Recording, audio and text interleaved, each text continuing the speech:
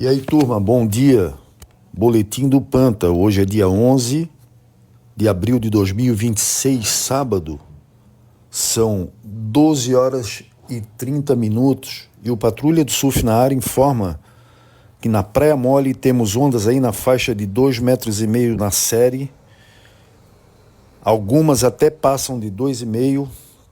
Ondulação primária de sul com sudeste e o vento no momento é um norte de fraco a moderado, tendência a ventos do quadrante norte com variações e para velejo rajadas com até 12 nós.